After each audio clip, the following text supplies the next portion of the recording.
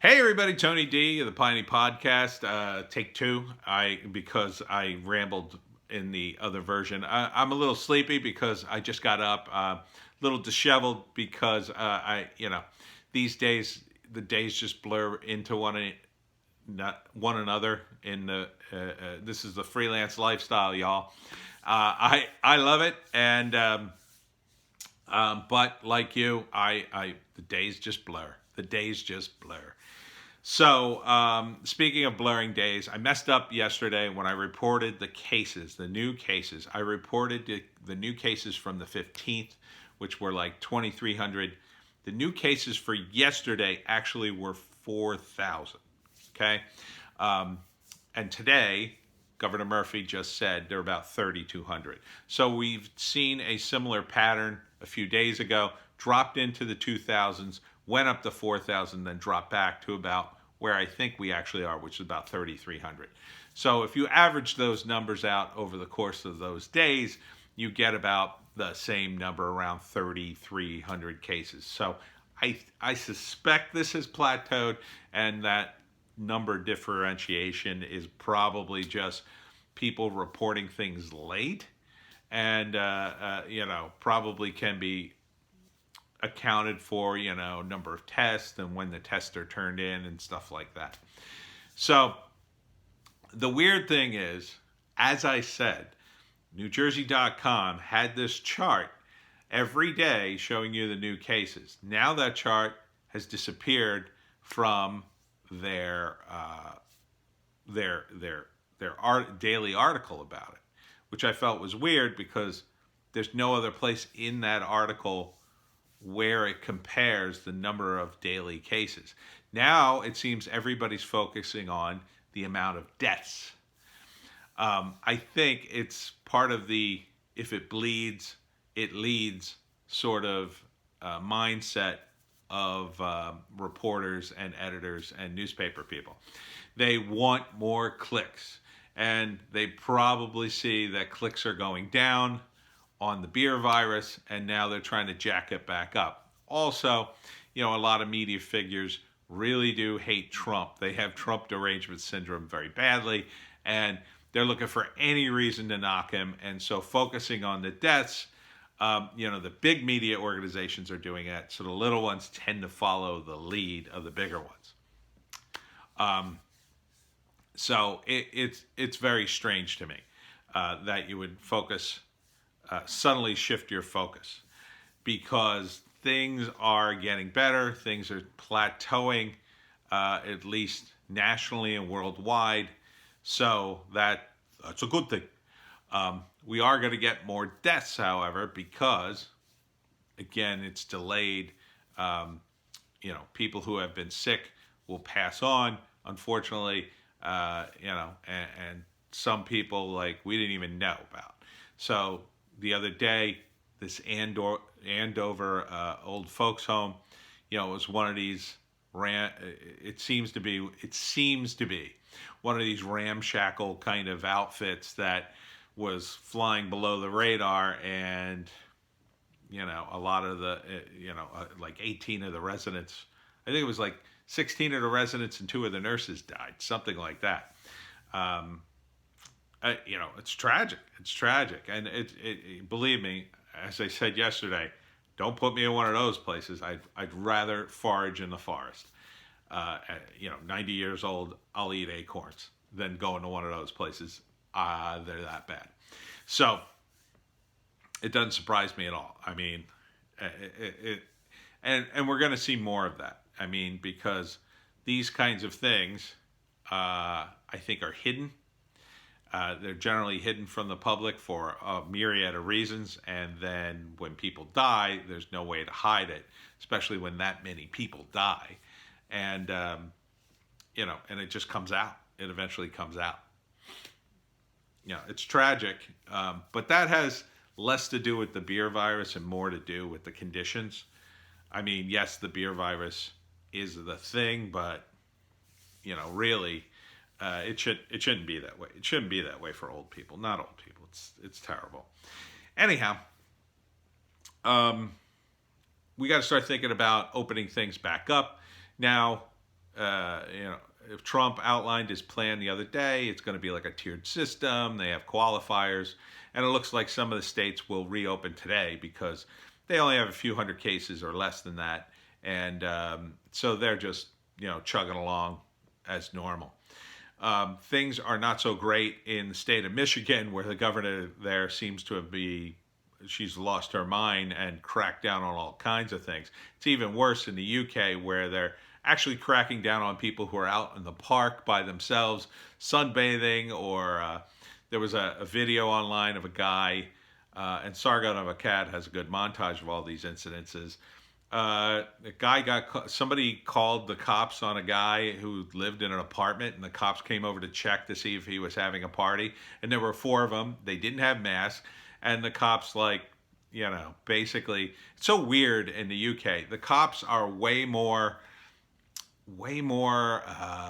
Orwellian, right? So they could come in and do stuff like that, violate your rights. So they were totally within their legal parameters to go into the guy's apartment because they got a complaint and look around to make sure he wasn't having a party, which wouldn't fly over here, right? So they did that, but the whole time the guy who owns that or lives in the apartment is telling them to F off, F off. Whereas in the United States, the threshold would be higher. The cops would bang down your door, probably point a gun at you, and there'd be no way you'd be telling them to F off. But the threshold would be much higher for them to get into your place. If they went into your place just like the way these cops did, they'd be in a lot of trouble. Plus, they were on videotape, so it was very funny to watch the difference, but also very Orwellian. I don't think we want that here. I don't think we want the cops checking on you to make sure you're not having a gathering. I'm very much on board with Trump's push to return to normalcy someday. And yeah, you got to use common sense. People are going to have to mask up and glove up for, probably the next year. But after that, after we get a handle on the virus and there's vaccines and, cures and plenty of ventilators, and, you're talking about something where 95% of the people survive, no problems, and they just recover. I mean, it sucks to even get sick, but, obviously such a high recovery rate, we don't want to shut down the world. Michigan, there was a protest, and it was ugly. It was ugly. And now, you have people on both sides of the political spectrum sort of weighing in, and you've got the elites in media like The View and other places saying, oh, well, these protesters, they shouldn't get hospitalization. Yeah. Or aren't these the same people who wanted universal health care and now they want to deny it to certain people? Doesn't seem to comport with your such compassionate views on universal health care, but go figure. Go figure, people are full of S, right?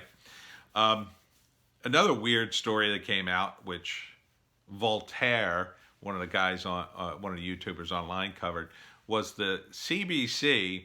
Oh, and Summit News covered this too.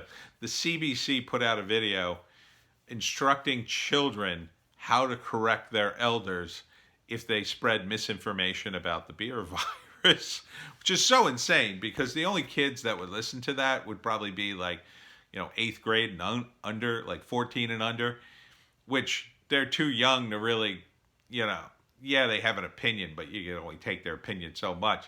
And, but you can't correct your elders. You can't create an atmosphere in which, well, kids, your parents may be wrong sometimes. Better not listen to them. Talk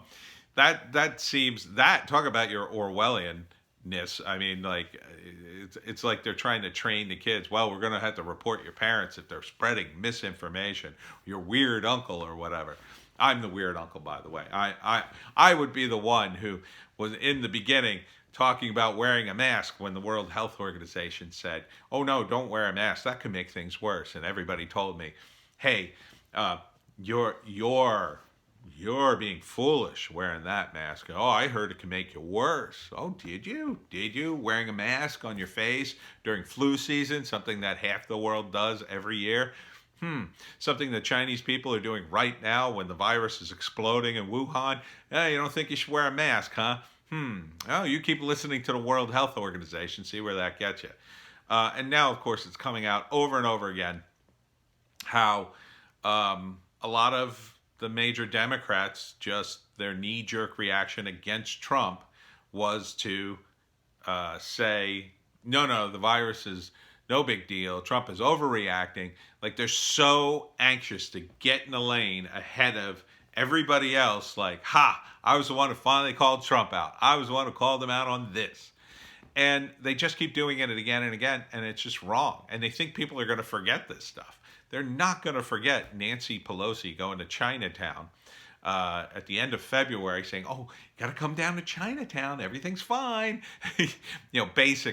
Basically in a crowd of people with no mask on their face, encouraging people to come to an event where no one would have a mask and probably spread the virus more. It's just a shame that they would be so anxious to score political points that they would use something like, now they didn't know it was going to be a pandemic. They thought, oh, I'll believe the World Health Organization. And a lot of the left-wing media outlets repeated what the World Health Organization said. So really, it is partly their fault, but it's mitigated by the fact that they listen to these media outlets, which were normally, in the past, years ago, somewhat reliable. They're no longer reliable. That they blindly listened to the World Health Organization and didn't call them out on such a common sense thing as wearing masks. I mean, at the very least, they should have said, well, if it's so harmful to wear a mask, why do healthcare workers, what's the difference between you wearing a mask and a healthcare worker? What's the difference between us wearing a mask and the people in China on the street wearing a mask? Why are they why is everybody wearing a mask and you're telling us not to do that? No one questioned that. And that's the problem with the media. It's not that they're, in the bag for China. It's just that they don't question anything. They don't do their jobs. And their job is to question things. The job's absolutely to question stuff like that. CNN even got caught accidentally repeating basically Chinese propaganda, something about the beer virus. I forget what it was, but it was almost a word for word thing. They don't check these things. They're not doing their job. And if they're not doing their job, why are you watching them? Why are you giving them any credit? Why are you giving them any hits? Why are you giving them any ratings? You shouldn't watch them. You are better off, even though I got the numbers wrong yesterday, you are better off watching someone like me because at least you know who I am. At least you kind of get that I'm not a journalist. B, I'm talking about things like a normal person. And C, you can at least judge me, right? You don't look at me as an authority figure who's been vetted on high, like, say, somebody at CNN. There's an implication at CNN. Oh, we vetted all these people. We do all this work. And, but that is really them resting on the laurels of people who have gone before. Their record in recent years is terrible. The only thing they really have is lots of money, nice suits, and they've been caught again and again lying about things for partisan reasons and just sheer laziness, I think. So, again, watch your sources, before you make a decision. Try to make an informed one. Do a little research on the internet. You have the time. And certainly, I believe we should get ready for things to open up. I think South Jersey will be able to open up before the North. Obviously, Bergen is an absolute wreck because they've had so many cases. But, I think down here, I think the state's going to be closed, but I think we should sort of prep, get your garden ready, get everything ready that, and plan on kind of just putting your nose to the grindstone for the next few months and just working towards, getting a job, because that's the way it's going to be. It's going to be tough. And quite frankly, I don't know what I'm going to do, but hopefully I'll get my Trump bucks soon, and that'll keep me going for a little while. You may just have to tighten the belt and, hope for the best. So hopefully you got a little money saved. Hopefully we could all get through this. And, by Christmas, certainly by the end of the summer, I think this might be behind us, at least somewhat. So keep at it, South Jersey. We'll see you next time.